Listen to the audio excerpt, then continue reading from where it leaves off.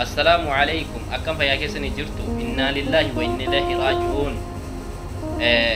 جولن بيو تعرف كيس جراتنو بشان چمّا كامي غرا إسرائيلي را قريچان چمّا كامي ددربا جرا بشان كون دفه اوماني كيسا غايه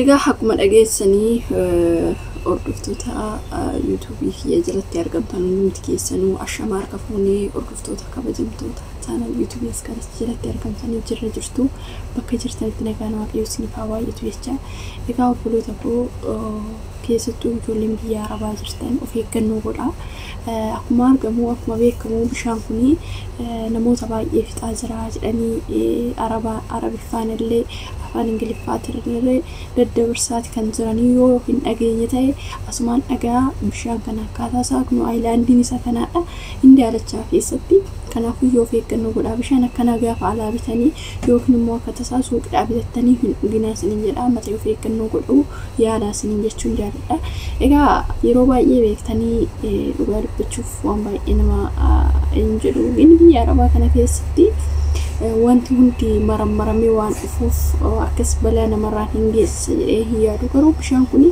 waan alaa dhufeef biyya biraatiin biyyi amma fakkeenyaaf biyyoonni arabaatii fi biyyoota hedduun wal lolaa waan jiraniif isaaniif jecha keessattuu biyyoota ni beektu yeroo ammaa kanatti biyyoota wal lolaa jirtu kanaaf isaantu gara biyya kana ergee biyyoota arabootaa hunda erge jedhanii akkuma beekamu of eeggannoo godhaa yeroo baay'ee dabarsaatii jiru asumarraan akka of eeggannoo gootan isiniin jechuun jaalladha maaliif beektanii yoo of eegan waaqa biratti of eeggannoo gochuun bishaanuma argitan bishaanuma ta'e akka suuqidhaa illee bitattanii hin dhumne hanga hammaatti ooman keessaa namoota 4 ajjeese jedhanii kanaaf arabiffaan illee akkuma argitan barreeffama jalatti barreeffamee bishaan kun namoota 4 hanga ammaatti biyyoota asuma baareen jechuudha namoota 4 akka ajjeese himamee jechuudha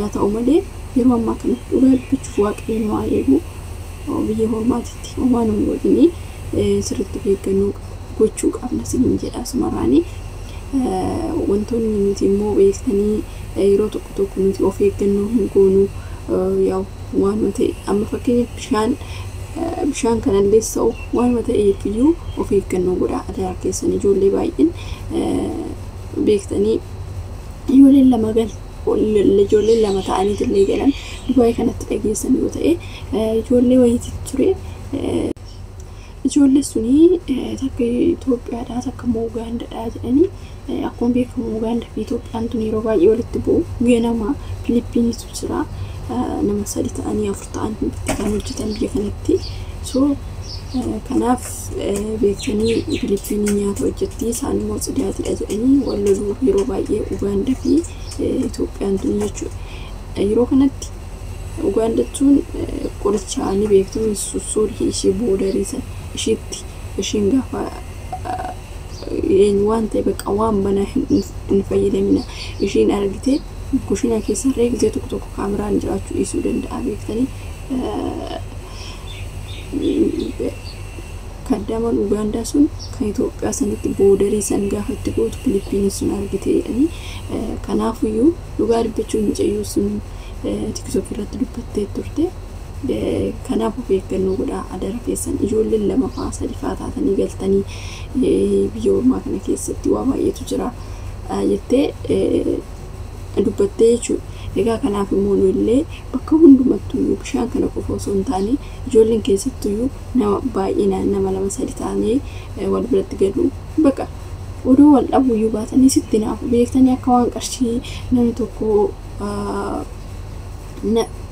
qarshii damoosa keessan dabarsanii kennaniif itti walitti inaafu jechuudha kanaafiyyuu sirriitti of eeggannoo godhaa isiniin jedha asumarraanii so waan akkasiiti yeroo baay'ee nuti of eeggannoo hin goonu of eeggannoo godhaa isiniin jechuun jaalladha maaliif waan akkana kanammoo waaqayyoon waa baraaru wantoota immoo akkanatti daddarban kana bishaan illee ta'e waan adda addaatiin illee ta'e waan banaa akkasuma bishaan banaa nyaata illee biraa kakkaatanii shaayii illee qicatanii lafa gootanii biraa kakkaatanii ta'e sirrii miti eenyumaa yoo ta'e namanina jechuudha. Yeroo sanitti bishaan hin banamin akkasumas immoo bakka fayyadamuudha, of eeggannoo godhuudha. Waanuma ta'e waanuma arganne eenyu jenne yoo ta'e immoo kun of gatuudha jechuudha. Kanaaf of eeggannoo godhaa dara keessatti jechuun jaaladha. Asumarraan keessattuu immoo bishaan kana ijoolleen baay'een bishaan alaa kan fayyadamtan kana bishaan akkanaa kana sirriitti of eeggannoo godhaa. Kana akkasii inni dabalataan immoo wantoota akkanaa kana soba isinitti fakkaachuu danda'a beektanii barreeffama Arabiffaatiin illee ijoollee baay'een namoota baay'een waan arganiif sagalee wajjin Araboonni illee gaafa dubbatanii irratti barreessanii bishaan akkanaa kanarraa of eeggannoo godhaa jedhanii maxxansanii jechuudha. Kanaaf immoo nuyi of eeggannoo gochuun nu mataa keenyarraa ka'aa jechuudha. Kanaaf of eeggannoo godhaa isiniin jedha. Annaa kana obboloota koo yeroo baay'ee nuti of dagannaa bakka kamitti yoo jechuudha. Ijoolleen keenya jechuutu bishaan dhugaa dubbachuu miidhaadha. Zeekota biyya biraa of eeggannoo akka isaan of eeggannoo godhanii wantoota hundumarratti. Kanaaf sirriitti of eeggannoo godhaa. Wanti biraa immoo keenya beektanii bakka haaluma kamitti of gata maaliif akka ta'e hin beekani. Ganama illee amma fakkeenyaaf zeekota biyya biraa ilaala. Kanneen akka Filiippiinii kanneen akka zeegaa biyya biraa of hin dagatanii jechuudha. Bakka of dursu. Kanaaf illee akka isaanii kana ta'uu qabna. Of dursuu qabna. Of eeggannoo gochuu qabna. Waanuma hojii irratti illee ta'ee nyaata irratti illee ta'ee keenyaan ijoollee dhugaa dubbachuuf Itoophiyaawwan ganama kursii osoo nyaatiin gara hojii isaanii hojii yoo xumurre jedhu.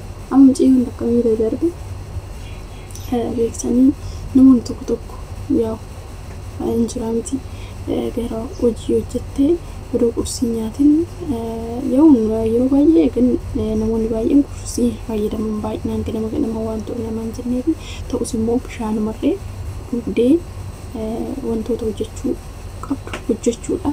Inni akkasumas immoo gaafa shintimeetii faaqiloo afaan duwwaa ani bakka beektanii gara duwwaatti wantoota hojjechuun xiqqoo ishee ulfaata. Kanaaf of eeggannoo gochuun kanumaa fi kanaaf of eeggannoo godhaa.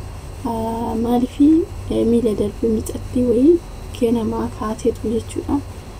Dhugaa dubbachuuf Dubaayii kanatti ganama osuma waan ofeeyyuu ta'e amma Filiippiinoon Ugaandonni kursii nyaatan malee waan hojjetan keenya garuu hirribaa kaana fuula isaanii dhiqatanii gara hojii bakka of hin dursinu jechuudha. Isaan garuu of dursu of jaallatu. Nullee akka isaanii ta'uu qabna. Maaliif mixatti sun ganama kaatee galgalarree hin nyaanne natti fakkaata. Yaa ganama kaatee deemtee hojii ishee hojjettee maal jettu beektanii dadhabdee hin kuftee.